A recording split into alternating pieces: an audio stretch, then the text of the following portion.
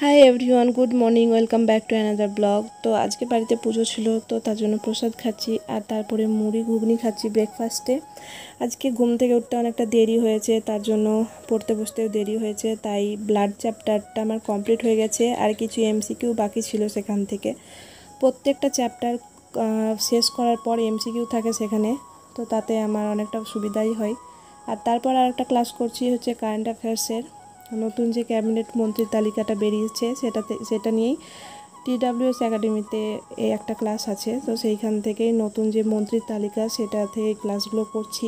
তো সবগুলো মোটামুটি আমার করা হয়নি, যতগুলো পেরেছি 14-15টা করেছি, আরও কিছুটা বাকি আছে। সন্ধ্যা হয়ে গেছে, তার জন্য চা খাচ্ছি, চা খেয়ে আবার পড়তে বসবো। তো লাইফ সায়েন্সটা আমি আজকে ভেবেছি যে যতটা পারা যায় চ্যাপ্টার কমপ্লিট করব। তো আজকে রেচন চ্যাপ্টারটা করছি। রেচন চ্যাপ্টারটা আমার অনেকটা ইজি মনে হয়, তোমাদের কীরকম মনে হয় জানাবে। আমার তো মনে রাখতে খুবই সহজ মনে হয়।